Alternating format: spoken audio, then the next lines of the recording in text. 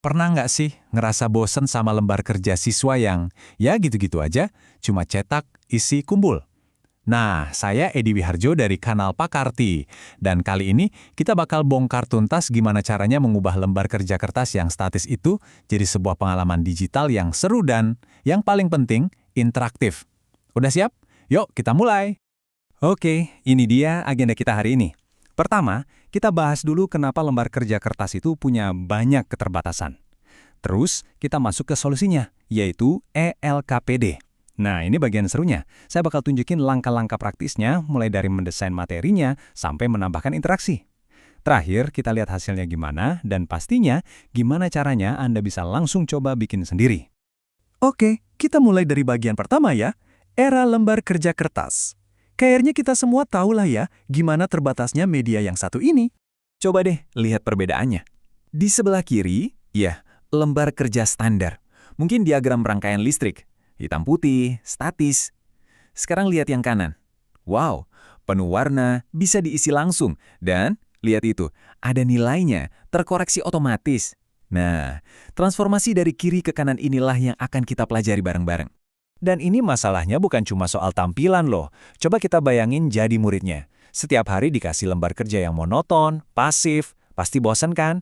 Belajarnya jadi cuma searah, nggak ada interaksi sama sekali. Nah, ini yang jadi penghalang buat mereka bisa belajar lebih aktif dan lebih dalam. Oke, cukup soal masalahnya. Sekarang kita masuk ke solusinya. Kenalin, namanya ELKBD atau Lembar Kerja Peserta Didik Elektronik. Ini dia cara kita menghidupkan kembali materi-materi pembelajaran. Jadi, apa sih LKPD itu? Gampangnya gini, ini tuh lembar kerja versi digital. Tapi, tunggu dulu, ini bukan sekedar file PDF biasa, jauh lebih dari itu. Kenapa? Karena ELKPD ini bisa diakses di mana aja, mau di komputer, tablet, bahkan smartphone. Plus, kita bisa masukin video, audio, link, pokoknya jadi interaktif banget. Keunggulannya? Banyak banget. Jelas, jadi jauh lebih interaktif dan menarik buat siswa. Kita bisa selipin video penjelasan, audio, macam-macam. Tapi, fitur jagoannya menurut saya adalah koreksi otomatis. Wah, ini bener-bener game changer buat guru, hemat waktu banget. Plus, siswa bisa ngerjain kapan aja, di mana aja. Fleksibel. Oke, teori cukup. Sekarang kita praktek. Gimana cara bikinnya? Langkah pertama kita siapkan dulu fondasinya. Ibarat bangun rumah, kita bikin dulu desain visualnya. Tenang, prosesnya cuma 3 langkah simple kok. Pertama, siapin dulu semua bahannya, soal, gambar, teks, pokoknya semua kontennya. Kedua, kita desain tampilannya. Pakai apa? Pakai Canva aja, gampang banget. Nah, kalau desainnya udah cakep, langkah ketiga tinggal ekspor jadi file PDF atau JPG. Simple kan? Nah, di tahap desain ini, yang keren adalah kita bisa atur semuanya dari awal. Coba bayangin, kita bisa bikin halaman sampul yang menarik, petunjuk pengerjaan yang jelas, materinya, sampai soal latihannya. Semua kita tata letaknya biar kelihatan profesional dan enak dilihat. Jadi, bahkan sebelum jadi interaktif pun udah keren duluan. Oke, fondasi visual udah jadi. Sekarang, kita masuk ke bagian sulapnya. Langkah kedua, menambah interaksi.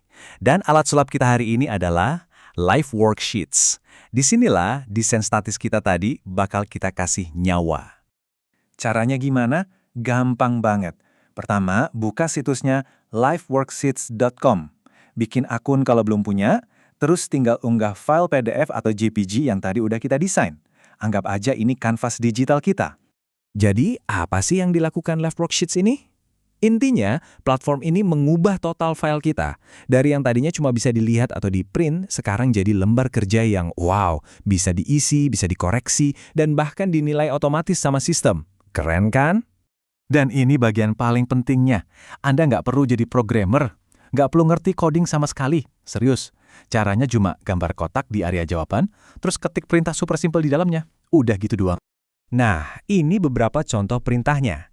Mau bikin soal drag and drop? Gampang. Di bagian yang mau diseret, ketik drag 1, di targetnya ketik drop 1. Selesai.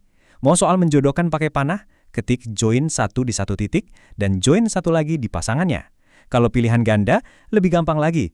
Cuma ketik choose, terus kasih tanda bintang di jawaban yang benar. Buat isian singkat, tinggal gambar kotak kosong dan ketik kunci jawabannya di situ. Beneran, semudah itu. Oke, coba deh sekarang berhenti sebentar. Coba pikirin. Dari semua fitur tadi, menjodohkan, drag and drop, pilihan ganda, kira-kira mana ya yang paling pas buat pelajaran Anda?